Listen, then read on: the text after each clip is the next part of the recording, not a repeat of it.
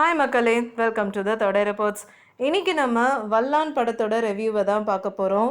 Director வி.ஆர். மணிசெய்யோன் இயக்கியிருக்கிற இந்த படத்தில் சுந்தர் சியும் தானியா ஹோப்பும் தான் லீட் ரோலில் நடிச்சிருக்காங்க.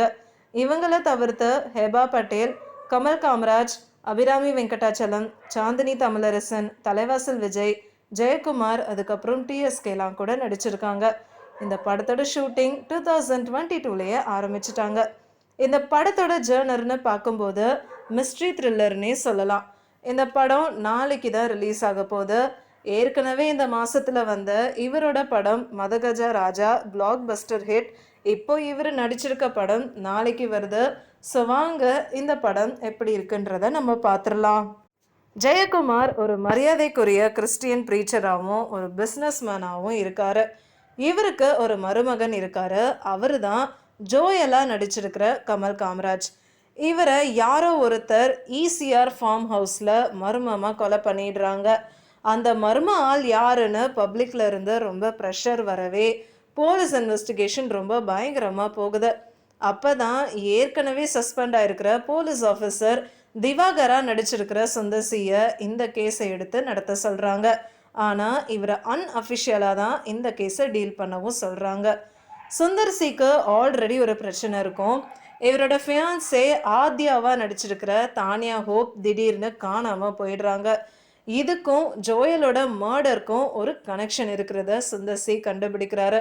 அது மட்டும் இல்லாமல் இவருக்கு நிறைய பர்சனல் பிரச்சனையும் போயிட்டு இருக்கு. இந்த கேஸை இவர் டீல் பண்ணும்போது தான் நிறைய அதிர்ச்சிகரமான தகவல்கள் வெளிவருது. அதோட நிறைய மர்டரையும் கண்டுபிடிக்கிறாரு. இருந்தாலும் இவருக்கு பிரச்சனை கொடுக்கறதுக்குன்னே இன்னொரு ஆஃபீஸர் வராரு. அவரு பேரு சங்கர். இவரை தான் கமல் காமராஜோட மர்டர் கேஸுக்கு அஃபிஷியலாக போலீஸ் போட்டிருப்பாங்க. நிறைய ட்விஸ்ட்டுக்கு அப்புறம் ஜெயக்குமாரோட பேத்தியையும் யாரோ கடத்திட்டு போயிடுறாங்க. இதுக்கு நடுவில் ஹெபா பட்டேல் அப்படின்ற ஒரு மாடலை விசாரணை பண்ணுறாங்க. அதுக்கப்புறம் கெட்ட எண்ணங்களோட இருக்கிற ஒரு வேலைக்காரியை விசாரிக்கிறாங்க. ஜோயலோட கம்பெனியில் யார் பவரில் இருக்கணும்னு ஒரு பெரிய சண்டையே போகுது. அதில் ஜோயலோட மனைவி அனிதாவும் சம்மந்தப்பட்டிருப்பாங்க. அது மட்டும் இல்லாமல் ஆரோக்கியராஜோட நோக்கமே காசு பார்க்குறதா மட்டும்தான் இருக்கும்.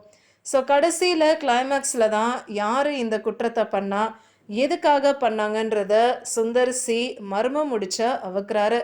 அது யாருன்னு கண்டுபிடிக்கிறதுக்கு நீங்கள் இந்த படத்தை போய் தான் பார்க்கணும். இந்த படத்தில் எக்கச்சக்க ட்விஸ்ட்டை கொடுத்துருக்காங்க. ஸோ பார்க்குறதுக்கு இந்த படம் ரொம்ப இன்ட்ரெஸ்டிங்காக இருக்குன்னே சொல்லலாம். ஒரு சில சீன்ஸ் சொல்ல போனால் பர்டிகுலராக இன்வெஸ்டிகேஷன் பண்ணுறதெல்லாமே பார்க்கும்போது ஆடியன்ஸ் கண்டிப்பாக சீட்டோட எட்ஜில் இருக்கிற ஒரு ஃபீலிங்கை கொடுக்குது. அது மட்டும் இல்லாமல் அடுத்து என்ன நடக்கும்ன்ற விஷயத்த கெஸ் பண்ண வைக்கிற மாதிரியும் அமைஞ்சிருக்கு. இந்த படத்தோட டெக்னிக்கல் ஆஸ்பெக்ட்ஸ்னு பார்க்கும்போது மணி பெருமாளோட சினிமாட்டோகிராஃபி அருமையாக இந்த படத்துக்கு செட் ஆயிருந்தது. சந்தோஷ் தயாநிதியோட மியூசிக் த்ரில்லிங்கான மூமெண்ட்ஸ்க்கு பக்காவாக செட் ஆயிருக்கு. நிறைய சீன்ஸை நம்ம ஆள் மனசில் நிற்கிறதுக்கு காரணமே இந்த படத்தோட மியூசிக் தான். அடுத்ததாக தினேஷ் பொன்ராஜோட எடிட்டிங் படத்தில் தேவையில்லாத சீன்ஸ்னு எதுவுமே இல்லாமல் ரொம்ப விறுவிறுப்பாக படத்தை எடிட் பண்ணியிருக்காருன்னு தான் சொல்லணும். இந்த டெக்னிக்கல் டீம் தான் இந்த படத்துக்கு ஒரு மிகப்பெரிய ப்ளஸ் பாயிண்ட்டுன்னே சொல்லலாம். சுந்தர் சிக்கு போலீஸாக வர்றது இது முதல் படம் கிடையாது. இவர் ரொம்ப அமைதியாக அதே சமயம் சுறுசுறுப்பாக விசாரணை பண்ணுற விதம் சூப்பராக இருந்தது. மற்ற ஆக்டர்ஸும் அவங்க ரோலை புரிஞ்சுக்கிட்டு அவங்களோட பெஸ்ட் பர்ஃபார்மன்ஸை கொடுத்துருக்காங்க. ஒரு சூப்பரான த்ரில்லர் படம் தான் இது. கண்டிப்பாக இந்த படத்தை தியேட்டரில் போய் பார்க்குறதுக்கு மிஸ் பண்ணிடாதீங்க. உங்களுக்கு இந்த வீடியோ பிடிச்சிருந்ததுன்னா லைக் பண்ணுங்கள், ஷேர் பண்ணுங்கள், சப்ஸ்கிரைப் பண்ணுங்கள் அண்ட் மறக்காமல் கமெண்ட் பண்ணுங்கள்.